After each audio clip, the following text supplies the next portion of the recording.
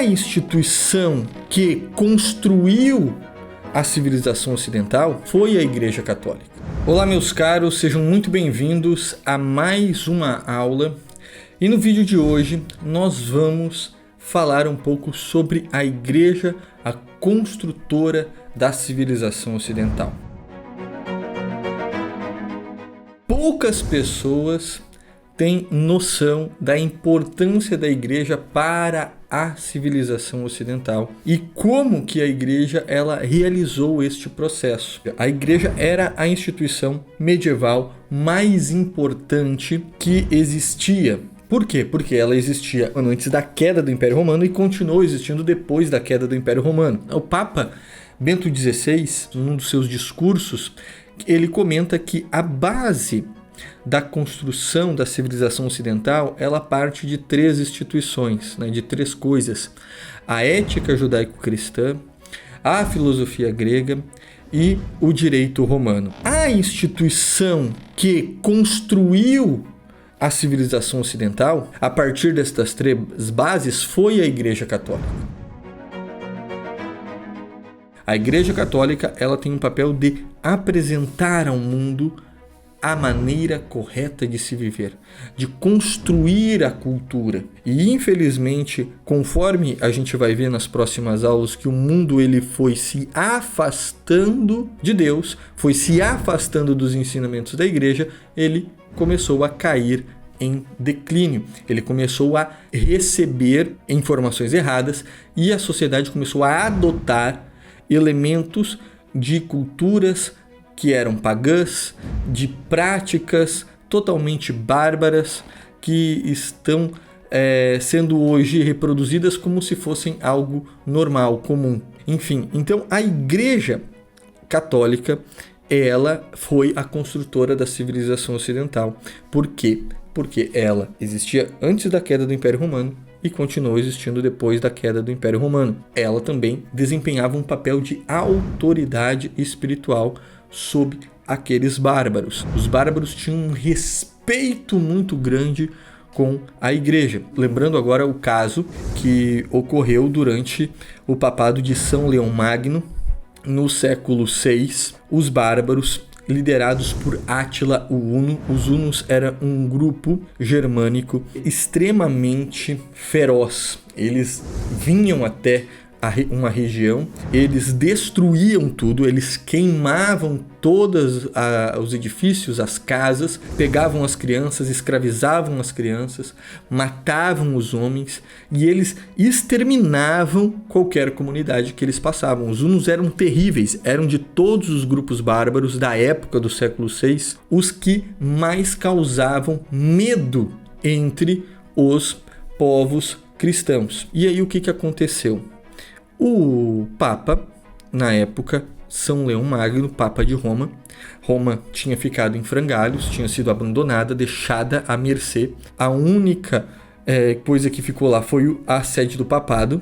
Então muita gente diz, a Igreja Católica é romana por causa que Roma era a sede do Império Romano. Já antes da queda do Império Romano, Roma já tinha sido abandonada pelos imperadores. E quando Átila estava se aproximando de Roma para atacar a cidade, o Papa sobe em seu cavalo, vai com a sua comitiva até Átila e se apresenta com todo o seu paramento e fala para Huno, daqui você não passa. Átila, ele respeitou tanto o Papa que ele achou que ele era o imperador romano. Aquilo impactou tanto que Huno, ele entrou na cidade, pegou algumas coisas e foi embora. Ele não destruiu nenhum edifício, não escravizou ninguém, não matou nenhum homem, não realizou nenhum ato impuro com nenhuma mulher. Ele passou na cidade, pegou alguns bens que os romanos entregaram a ele para que não causasse nenhum problema, foram lá, entregaram aqui algumas coisas e ele foi embora. Essa autoridade que eu estou mencionando aqui a respeito do Papa, ela era exercida por vários outros bispos em vários outros lugares. Os bispos locais, eles tinham um papel importantíssimo na educação daquela comunidade. E isso fazia com que a igreja ela não tivesse uma autoridade política que teria sido imposta, mas uma autoridade espiritual na qual ela ganha a partir do seu exemplo, dos seus elementos de virtude e tudo mais. Então, meus caros, a igreja ela foi se tornando esta grande instituição e aí ela é a construtora da civilização ocidental. Mas como, professor? Como que a igreja construiu a civilização ocidental? A igreja constrói a civilização ocidental a partir de duas grandes bases educacionais. Uma base, vamos dizer assim, mais prática, também intelectual, mas prática, de exercício, e uma coluna, uma base intelectual de dar uma cosmovisão, um pensamento, uma orientação. Dentro desse aspecto de cosmovisão, de base intelectual, de filosofia, de cosmovisão, nós temos Santo Agostinho. Santo Agostinho ele é um dos grandes pais da Idade Média, da cultura ocidental, porque ele vai ser, com seus escritos, ele viveu esse período de transição, mas os seus escritos vão impactar durante centenas de anos e irão inspirar inúmeros pensadores, inúmeros filósofos, inúmeros bispos, inúmeros santos. O Santo Agostinho, ele deu esta base doutrinal. E a outra coluna foi São Bento. São Bento, ele vai viver também nesse período de mudança, de queda, invasão, e ele percebeu que a vida monástica ela era muito desorganizada. Cada um seguia uma vida eremítica, mas eles viviam em comunidade sendo eremitas. Então era uma coisa meio desorganizada, não havia um plano, uma regra para a vida em comunidade. São Bento, então, ele percebendo isso e percebendo que muitos homens queriam ter uma vida contemplativa como ele tinha. São Bento era um eremita, viveu durante anos trancados em uma caverna. Muitos queriam ter vida contemplativa como ele, queria ter as experiências espirituais que ele tinha com o Nosso Senhor. Então ele planeja, e inspirado por Deus, ele escreve uma regra monástica, que é a regra de São Bento. Essa regra de São Bento deu base para todos os mosteiros medievais. E nessa organização medieval de São Bento, onde ele separou o dia em 3 momentos: o momento da oração, o momento do trabalho, né, o famoso ora et labora, né, o momento da oração, o momento do trabalho e o momento do estudo, ele fez com que os mosteiros na Idade Média fossem grandes centros educacionais. Porque no mosteiro, um dos ofícios dos monges era fazer o chamado copismo, ou seja, copiar livros antigos ou traduzir textos em línguas antigas para o latim. E esse processo que os monges faziam fez com que toda a documentação, todos os escritos, todos os livros do mundo antigo que nós conhecemos hoje fossem preservados. Foi graças aos mosteiros, inclusive os textos usados por renascentistas, usados por iluministas, usados por aqueles inimigos da igreja, dizendo que a igreja foi contra a ciência, que a igreja ela perseguiu os pensadores livres, ou seja, os caras escutaram os textos dos antigos graças à igreja e usam esses textos para atacar a igreja. A igreja, ela então, através da educação medieval, ela construiu a civilização ocidental, porque dentro dos mosteiros havia não apenas essa prática de oração, essa prática de trabalho, mas havia uma prática de estudo e ensino. E esse ensino, ele não se colocava apenas no ensino da fé, da prática espiritual, na prática ascética e mística, mas havia um ensino também de ordem prática, de vida. Por exemplo, poucas pessoas sabem disso, mas os mosteiros, os monges, eles queriam mais tempo para a oração e para o estudo. E eles não queriam ficar trabalhando. O que eles fizeram? Eles começaram a pensar em meios tecnológicos para usar, olha só, a força do vento, a força da água, a força natural, para que eles não precisassem ficar trabalhando. Até então, toda a força laboral, ela era humana. O Império Romano, o Senado Romano, todos eles usavam a mão de obra escrava.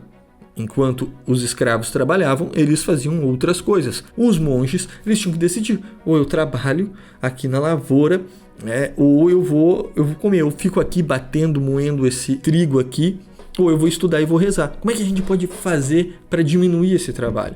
E eles, através do estudo e da pesquisa, desenvolveram um instrumento chamado biela. A biela, uma engrenagem que muda uma rotação do sentido vertical para o horizontal. Então, eles conseguiram criar um moinho d'água, um moinho de vento. Foram invenções dos monges e que depois eles passaram para o povo. Inclusive, durante as cruzadas, os muçulmanos ficaram sabendo da existência de moinhos porque os monges foram então para a Terra Santa, construíam moinhos lá e depois os muçulmanos acabaram, tomavam esses mosteiros, esses lugares e aprendiam como que era feito, que os muçulmanos não sabiam.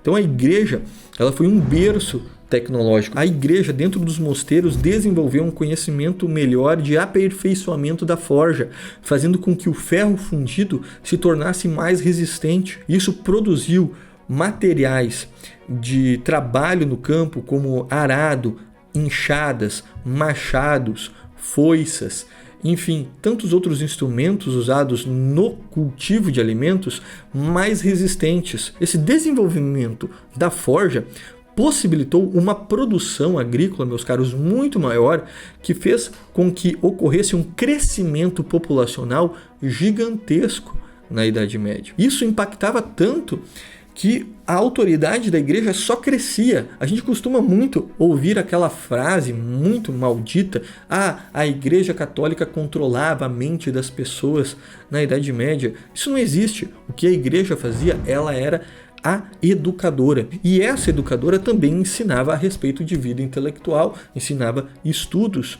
E isso produziu uma moral tão firme na vida dos indivíduos, porque os indivíduos eles iam para os mosteiros estudar, não que eles iam ficar no mosteiro, mas era uma prática muito comum dos pais entregar os seus filhos aos monges para que eles tivessem uma educação ali dos 4 até mais ou menos os 14 anos, ou seja, vamos dizer, o ensino fundamental daqueles medievais, uma comparação um pouco anacrônica, ela era feita dentro do mosteiro. E essa educação monástica, ela era uma educação espiritual, uma educação moral e uma educação intelectual. Então, o jovem saía com 14 anos como um monge. E depois, se ele quisesse ser um ferreiro, se ele quisesse ser um guerreiro, se ele fosse um nobre, qualquer ofício que ele fosse fazer, a mentalidade dele era outra, a cosmovisão dele era outra. E foi a igreja, a partir do ensinamento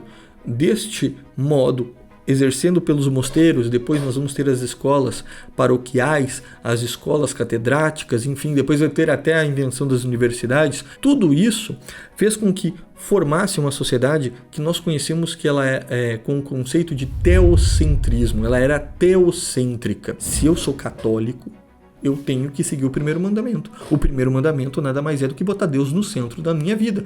Eu amo a Deus sobre todas as coisas. Eu amo a Deus mais do que o dinheiro, que a minha esposa, que os meus filhos, que o meu trabalho. E isso faz com que o indivíduo ele queira agradar a Deus em cada uma das suas ações. É o mesmo período que nós vamos ter a grande construção das catedrais góticas. As catedrais góticas, meus caros, elas são exemplos reais de uma civilização. Na verdade, a gente consegue, a partir da história, olhar para a arqueologia, para os edifícios que eram construídos e, a partir disso, saber como que era aquela sociedade, qual era a mentalidade dela, o quão grande ela foi. E quando nós olhamos para toda a história de construções, vamos dizer assim, nada foi construído com tamanha beleza, com tanta riqueza em detalhes, com tanto cuidado quanto as catedrais góticas. Então as catedrais góticas, elas são o exemplo material de uma mentalidade, de uma cosmovisão que existia durante o período do século XI até meados do século XIV, que foi esse período ápice da Idade Média, é o período da cristandade, é o período que forma a civilização ocidental. E a partir daí, a igreja, como berço da civilização ocidental, como vai dizer o Thomas Woods, e isso foi exercido no trabalho diplomático, no trabalho de direito, jurisdição, no trabalho intelectual, no trabalho filosófico, enfim, a igreja, ela é o grande berço da civilização. É ela quem produziu isso, através da educação.